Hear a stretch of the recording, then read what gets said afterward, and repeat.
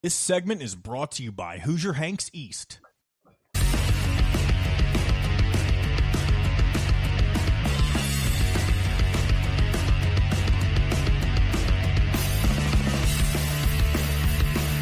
Welcome back, Indiana Sports Beat Radio here on this Thursday. Thank you so much for joining us. Man, we are loaded today. Bob Kravitz from bobkravitz.com is with us. You should be a subscriber. If not, you're missing out on coverage of the Colts, the Pacers, the Fever, the Hoosiers, the Boilers, maybe even some Notre Dame. He mentioned me a while back. I appreciate that. Big shout out to Bob for that. Coach Shannon Griffith joining us as well as he does each and every Thursday. Of course, we might as well talk football. Bob has been all in on Colts camp. I'm sure you follow them as well, Griff. And this is the strangest thing that I think I've ever said. Earlier, Bob said it's hard. It's unusual to hear me being so upbeat on Indiana football. Well, who the hell has ever been that upbeat on Indiana football now that I think about it?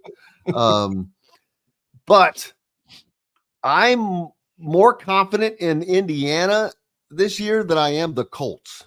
Oh, wow. That's really fake. You are clinically insane. I prefaced everything by saying, I know this is going to sound crazy. You're right. It does sound crazy. Well, okay. But your expectations for the Colts are make the playoffs. Does that mean win the division? Not necessarily. I think they'll win 10 games. 10-7, make the playoffs. Okay, if so they're going to like at 55% win percentage, something like that. 50, 60 maybe. You didn't tell me there's going to be math. I understand because I am terrible at math, and I've got my shoes off right now in case I need them as an abacus. But that's just roughly. I'm terrible at math. My ADHD brain just does this funky math like that. But so we're thinking 55, 60% of their games they'll win, which should be. Indiana is kind of in that same area. Almost exactly in that same area. I've got them. My official stance on Indiana is 7-5. 7-5. Okay. I believe 8-4 is doable. More than real, but I'll go with 7-5, which puts that in the same exact category as the Colts. Yeah. Okay. From a number standpoint, also gets them in the quote unquote playoffs, but it will be interesting to see which team kind of catches fire. The Colts have the advantage of having an established coaching staff already there. They're running the same stuff. They're not changing. They're just another year into getting more and more used to it with the players they brought in. So it's going to be interesting, but making the playoffs is of the greatest importance. Oh, to me, they've got to make the playoffs or Chris Ballard's done. To me, you can't go 8 years and never win the AFC South. That's to me is a non-starter. If they can win 10 games, even if they don't win the division, as long as they make the playoffs, that's cool. I mean, they've only made the playoffs, twice in Ballard's time here. They've only won one playoff game down in Houston. So it's time. It's time for them to take that next step. And whether they will or not, I think a lot of it's going to obviously have to do with Anthony Richardson, but a lot of it too is that secondary, which scares me to death. Does just making the playoffs,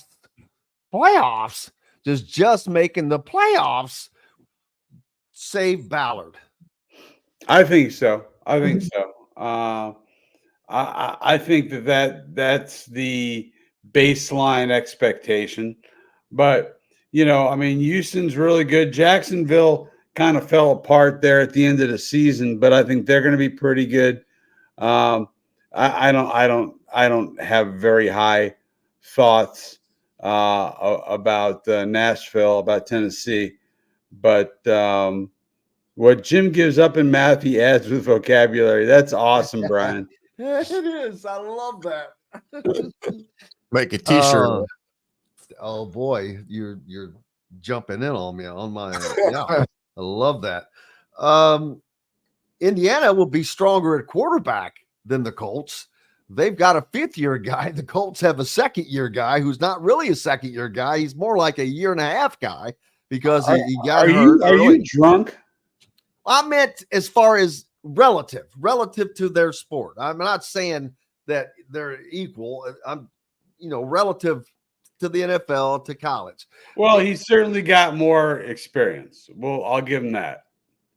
He's a fifth-year guy. And so Anthony got hurt last year, so he lost a lot of that time. That's valuable time when you're a rookie.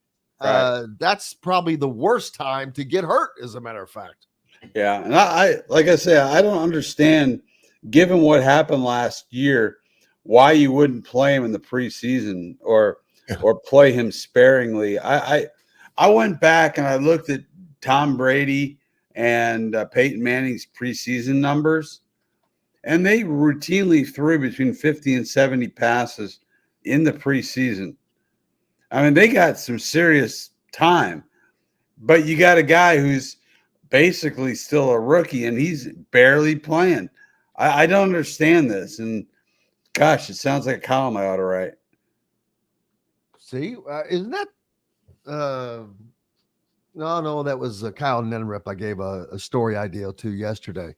And speaking of which, it was one, and great to bring up now. I was talking about the protective caps that are being worn in practice. Yeah. That we've seen these Guardian caps. We've seen these worn in practice. Well, now they're approved for games. Jonathan Taylor has already worn one in a game, in a preseason game. I don't see why the hell would you not wear it? Why would you not wear it? You lose nothing, especially if you're a running back or an offensive lineman. You're crazy not to wear one. Well, I think there's two things. One, does it slow you down? I would have to assume that while it's light, it has to add some bulk to your head. So is it going to slow you down? And the other thing is, it's just kind of wacky looking, and guys want to look good out there. And look, what did the leather helmets look like? Leather helmets? I thought they were pretty sharp. Well, you know what? I think they should go back to them. Let's go. You're not going to have the head injuries, because guys are not going to be leading with their head. Right. I said this yesterday. I only played through high school, but the one thing I never did when playing defense was lead with my head. Yeah. I was always conscious of my neck. Really. I had an affinity for being able to walk, and I had an affinity for my neck. And so I always, tried to get my head to the side, do whatever you wanted to do. In the NFL, it is just to hit. It's like being a torpedo.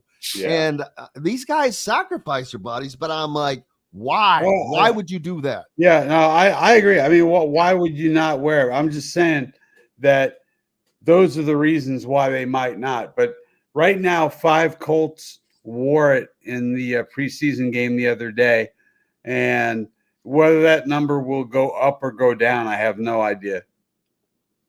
See, if a defensive back had that and wore it, I think it leads them to do it more often, to lead with their head, because now they got that extra, that extra protection on top. That's a good point. But I think all the head leading in tackling and stuff, this started years ago when they weren't enforcing it at the lower levels. So kids just learned that facet of the game, and how DBs would leave their feet, hit a receiver that's exposed in midair. The thought behind it was teach them a lesson not to come across the middle again. And right. it all started years ago. And that's the problem, that it was never enforced enough at those high school levels. When it was really called spearing in those days, they would call that type of play spearing when a kid led with his helmet, especially if the kid was leading with his helmet on a player that was already on the ground. Right. That whole facet was just, for whatever reason, not reinforced enough when they were young.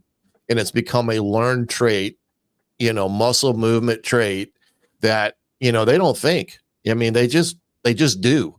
Mm-hmm.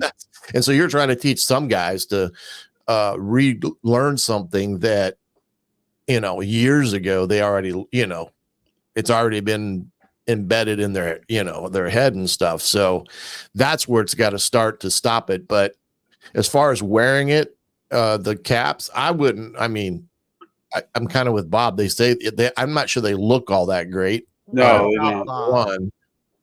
And but at the end of the day, I mean, if a kid feels it, or a professional athlete feels like it's going to help them and save them, then by all means, I don't think there should be any rule against it. No, absolutely not. Hey, I'm curious. Speaking of changes in football, what do you guys think of the dynamic kickoff rule?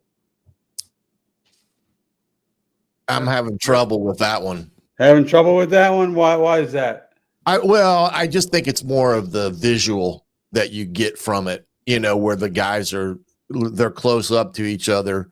It probably will take one of those things that another year or two to get used to and start realizing it. What I do like about it, it does force the concept of, reintroducing the return game into the game, because it was almost a wasted play the way we used to do it, or still do it in some respects, where you go out there and they kick it and it goes in the end zone, and you're like, why are we doing this? If that's what they're, why waste time doing something that ultimately is going to get you the ball at the 25 or whatever.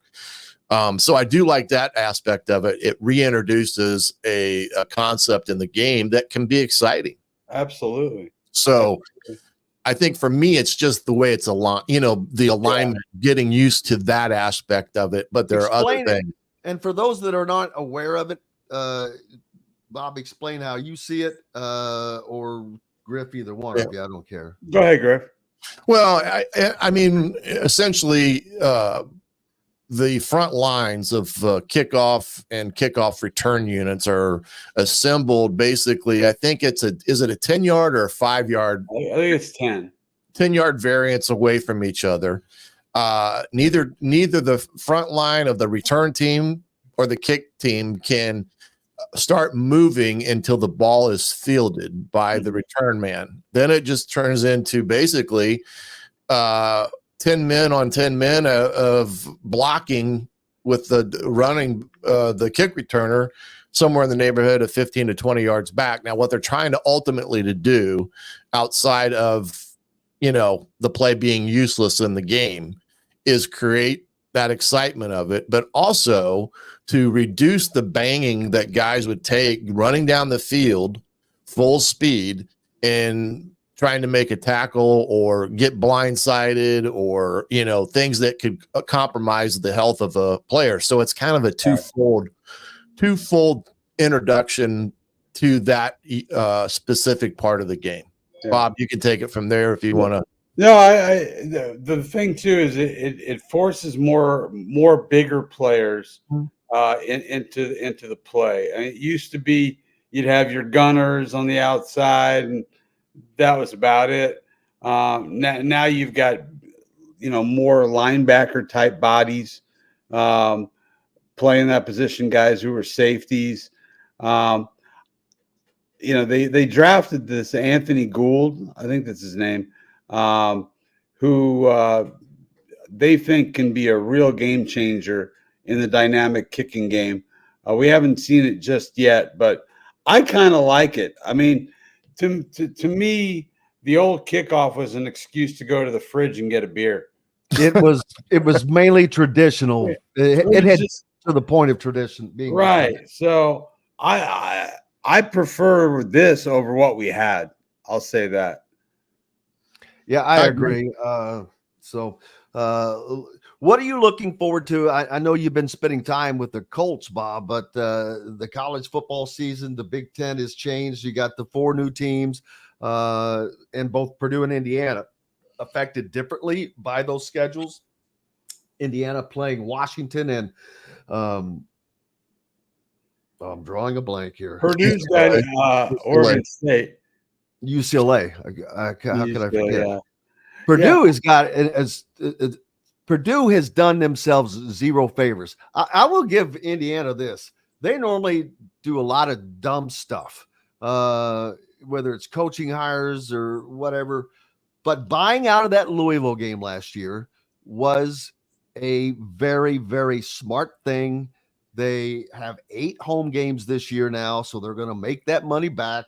But more importantly, they have set themselves up I keep saying this, there's a path to 6-0 for Indiana. And I know it's ludicrous, but that path is there. And it's not like you've got to upset somebody. I mean, theoretically beating UCLA in the Rose Bowl will be an upset on paper.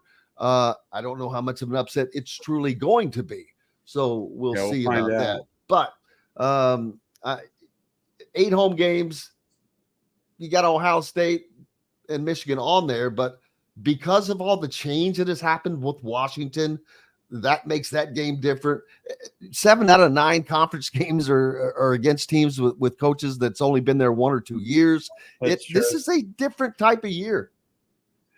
Well, Griff, I'm curious what you think. You're closer to it than I am. I mean, I'm fascinated to see the Pac-12 guys come in and see how they respond and how teams respond to them. I'm curious what you think.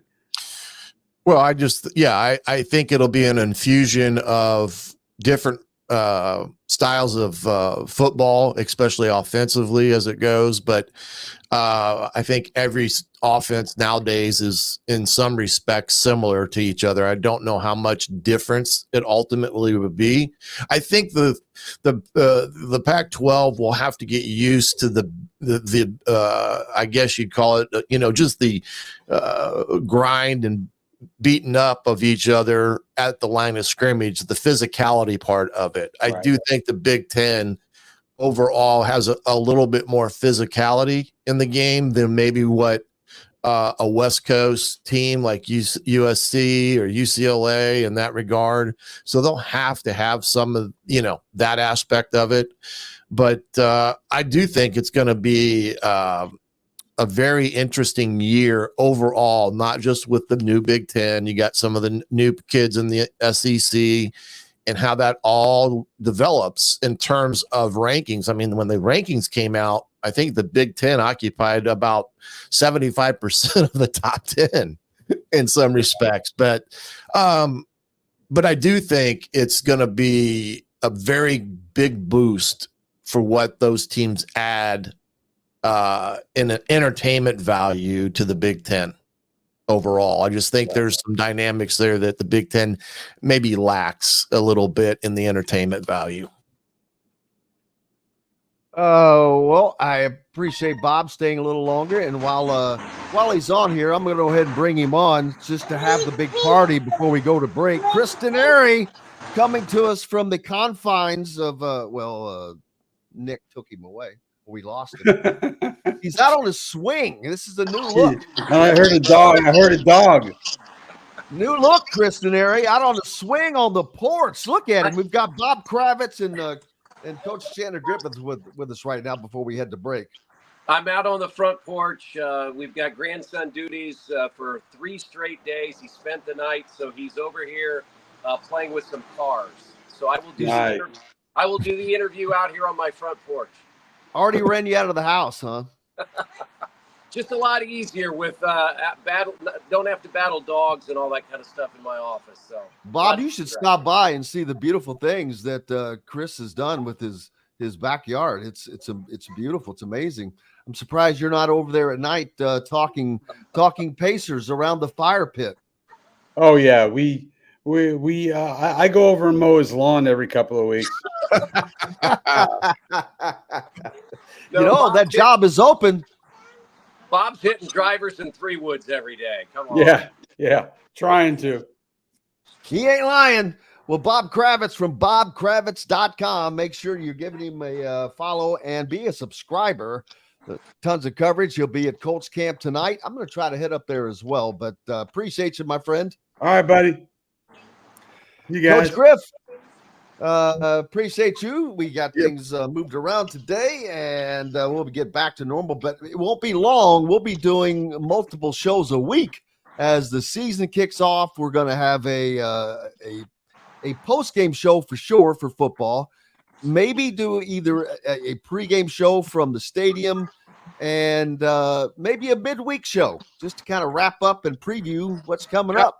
Sounds good to me, my man. And you better enjoy what you can now because it's going to start here quick and it will be Thanksgiving before we know it. Absolutely. Appreciate you, sir. Shannon Griffith joining us on the program today. Chris Canary's with us now, and he'll be with us on the other side of this break. Back with more Indiana Sports Beat Radio, brought to you by Bubba's 33 in Clarksville. This segment is brought to you by Bubba's 33 in Clarksville.